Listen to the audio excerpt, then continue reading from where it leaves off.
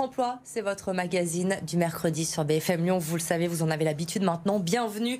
Notre invité cette semaine, Laurent Delaclergerie, le président fondateur du groupe LDLC. Bonsoir. Bonsoir. Merci d'être avec nous. Vous avez fait un pari qui peut paraître un peu fou. Vous allez nous en parler dans un instant. Face à vous, notre deuxième invité, Damien Sauz, maître de conférence en économie à Lyon 2. Vous êtes spécialisé dans la santé au travail. Bonsoir. Bonsoir. Merci d'être avec nous pour cette émission. Laurent Delaclergerie, donc on vous a déjà reçu sur BFM Lyon. Vous êtes président du groupe lyonnais LDLC, spécialisé, on le rappelle, dans la distribution de matériel informatique. Vous avez environ 1000 salariés, 54 boutiques en France, 5 dans la région lyonnaise. Le bien-être au travail, l'efficacité, c'est de cela dont on va parler avec vous, puisque vous avez lancé cette semaine un grand bouleversement, on peut le dire, dans votre entreprise. Vous avez décidé de passer à la semaine de 32 heures, répartie sur 4 jours pour le même salaire. Ça peut faire rêver beaucoup de monde, cette idée que vous avez eue. Expliquez-nous pourquoi avoir fait ce choix d'abord. Alors le choix, en fait, c'est venu d'une idée... j'ai entendu que Microsoft avait tenté l'expérience au Japon il y a 2 ans. Et ça m'a mis la graine dans la tête. Et en fait, je me suis dit, en réfléchissant au sujet des 4 jours, mais si je libère un jour à mes équipes, ce jour-là, ils vont pouvoir faire tout ce qu'ils n'ont jamais le temps de faire, que ce soit le soir après le travail, et qui vont reporter au soir après le travail, au week-end, voire même pendant les heures de travail. Quand on décide du voyage de l'été, il y en a beaucoup qui vont le faire à ce moment-là. Et en fait, si je leur libère ce jour-là, je vais leur octroyer le temps pour faire tout ça, et ils auront des vraies soirées, un vrai week-end. Et finalement, à la fin, moi, je devrais m'y retrouver parce qu'ils seront mieux au travail et efficaces. C'est ça, plus d'efficacité, plus de motivation aussi peut-être de la part de vos salariés? Alors plus de motivation parce que c'est assez exceptionnel comme vous l'avez dit et qui sont très heureux de faire partie des chanceux qui sont dans ce programme-là. Mais en même temps, il y a une vraie motivation et même elle a été impressionnante cette motivation parce qu'on a annoncé ça il y a 6 mois. Et depuis 6 mois, avant même que ce soit mis en place, je peux vous dire que déjà il y a un effet dans l'entreprise. Vous avez vu un changement d'état d'esprit chez certains de vos salariés? On a eu une période de Noël très chargée. On est sur Internet. Pour nous, la période actuelle est forte. Et ben malgré la quantité de travail, le sourire était là dans toutes les équipes. Ils étaient à fond parce qu'ils savaient ce qui arrivait et parce qu'ils sont contents d'être dans l'entreprise. Alors concrètement, comment ça se passe? Est-ce que tous vos salariés peuvent bénéficier de ces semaines à 4 jours, quel que soit leur poste? Est-ce qu'ils travaillent tous du lundi au jeudi? Le vendredi, il n'y a plus personne dans l'entreprise. Il a fallu s'adapter. Est-ce qu'il y a eu des petits problèmes justement pour choisir ce jour off dans la semaine? Alors sur les 1000 salariés, aujourd'hui, il y en a 800 qui passent dans le modèle, c'est les 800 de la maison mère. Le jour, ils peuvent le choisir. Évidemment, ils ont quasiment tous choisi le vendredi ou le mercredi, et ça ne marche pas parce que la société doit fonctionner. Donc ce qu'on a mis en place pour que tout le monde profite du vendredi, c'est qu'il y a des binômes. C'est-à-dire qu'une semaine sur 2, ils auront soit un vendredi et un mardi, un vendredi et un jeudi, pour que chacun, au moins, ait son week-end de 3 jours de temps en temps. Donc globalement, voilà, ils ont mis ça en place comme ça. Et en contrepartie, il y a un loup quelque part dans cette histoire ou pas, Laurent Delaclergerie? Est-ce qu'on perd des congés peut-être? On est payé moins? Alors, pour les cadres, il n'y a plus de RTT. Par contre, à part ça, parce qu'ils ont récupéré quand même 40 jours au passage, mais à part ça, les salaires sont exactement les mêmes. Il n'y aura pas, j'ai pu lire, oui, mais il baissera les salaires dans les années qui suivent. Non, on va se fixer sur des salaires du 35 heures. Il n'y aura pas du tout de loup. Moi, je vais récupérer en efficacité derrière, j'en suis convaincu, donc j'ai aucune raison de payer un salarié moins que ça.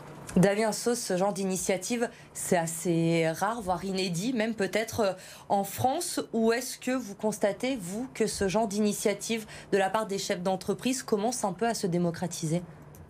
Alors aujourd'hui, oui, la semaine de 4 jours, ça reste quelque chose d'assez exceptionnel. Néanmoins, si on regarde d'un point de vue historique, la réduction du temps de travail, c'est un mouvement séculier qui a été entamé depuis le milieu du 19e siècle, avec le passage à la journée de 10 heures maximum, puis de 8 heures maximum, le repos hebdomadaire, sous le Front populaire, la semaine de 40 heures, en 80, la semaine de 39 heures, et puis plus récemment, la semaine de 35 heures.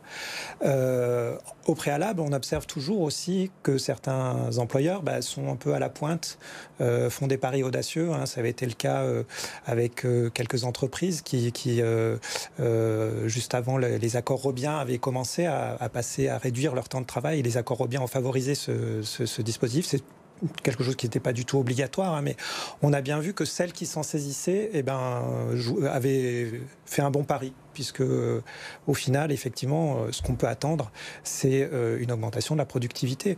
Pourquoi ? Tout simplement...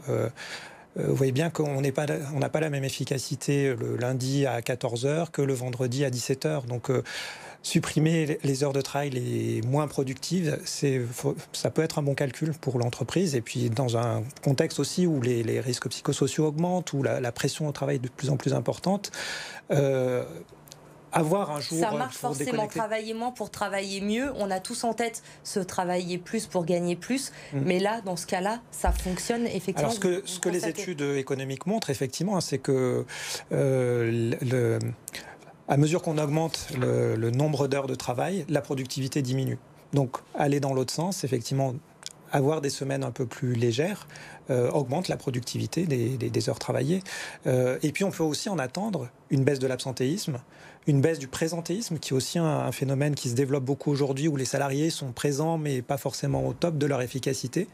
Et si on peut lutter contre les deux phénomènes en même temps, parce que souvent on a tendance à évincer l'un par l'autre, avec ce type de réduction effectivement du temps de travail, je pense qu'on peut lutter contre les deux en même temps, et que outre le gain de productivité, l'entreprise s'y retrouve aussi avec moins d'absentéisme, moins de présentéisme, et également, je pense, une amélioration de la marque employeur et davantage d'attractivité, de pouvoir choisir les meilleurs salariés. Vous avez fait des études justement avant de mettre en place cette étude, Laurent de la Clergerie. Est-ce que vous aviez quand même quelques craintes avant de mettre en place ce système-là dans votre entreprise ? En fait, je fonctionne comme ça. Quand j'ai une idée, j'y réfléchis. Mais une fois que j'ai réfléchi, je pars. Et non, je n'ai pas fait d'études. Je me suis juste renseigné sur les bases, mais effectivement économiques, où on voit qu'un salarié plus reposé, et même pas un salarié, une personne plus reposée, réussit mieux ses examens, qu'on est plus apte une fois. Plus il y a de repos, en fait, plus on est efficace. Et c'est partant de ça que je suis allé dans ce sens-là. Et c'était pour ça les 4 jours et pas les 32 heures. C'était parce que je voulais vraiment cette journée de repos dans la semaine qui a une vraie pause.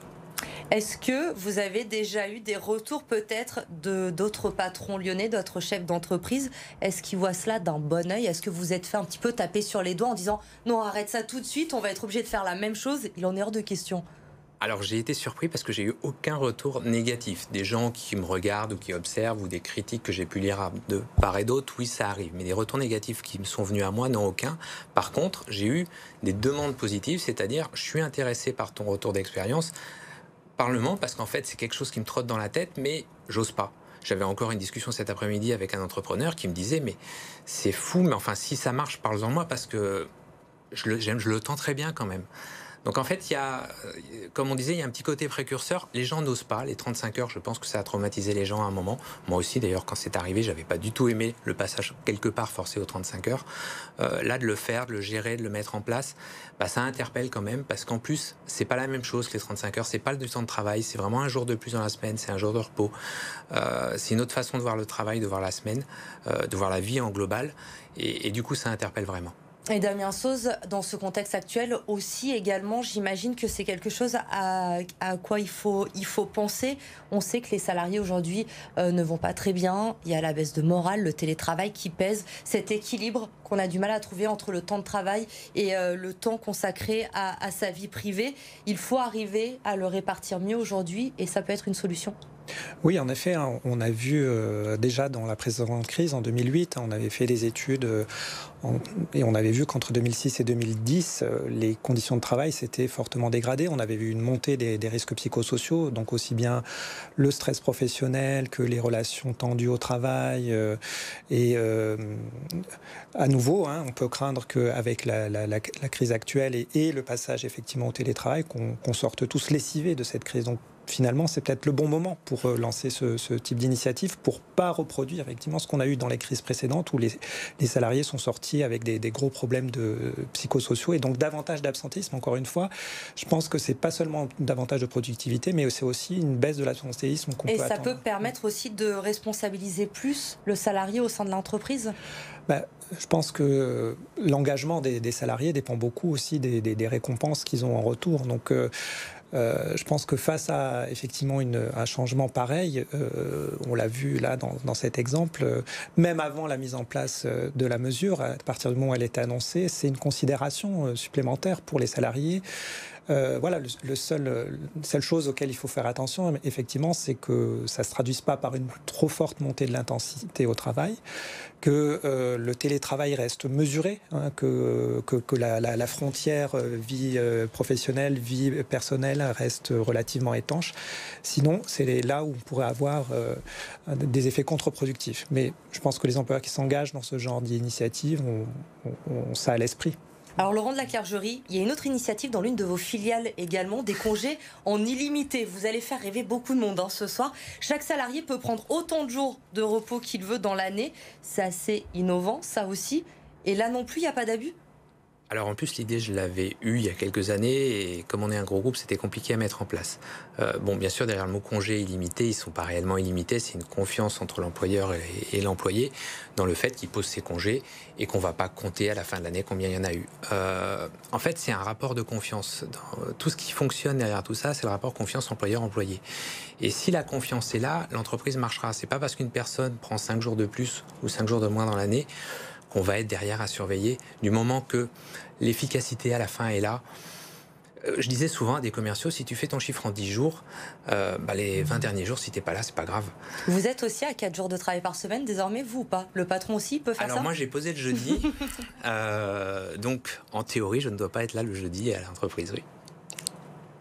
Bon, écoutez, c'est parfait. En tout cas, merci beaucoup d'avoir témoigné de cette nouvelle initiative qui va peut-être en inspirer d'autres. Rapidement, on n'a plus beaucoup de temps, mais un nouveau rendez-vous. Je voulais vous montrer quand même, chaque semaine, on va vous proposer des offres d'emploi disponibles sur Pôle emploi. Il y en a quelques-unes cette semaine, avec notamment une infirmière qui est recherchée du côté de Villeurbanne, également des employés de restauration à la Pardieu, ou encore un mécanicien chez Autochrono Service à Vénissieux. Toutes ces offres, vous pouvez les retrouver sur le site de Pôle emploi. Merci messieurs, vous restez avec nous, l'info se poursuit sur BFM Lyon. Très bonne soirée.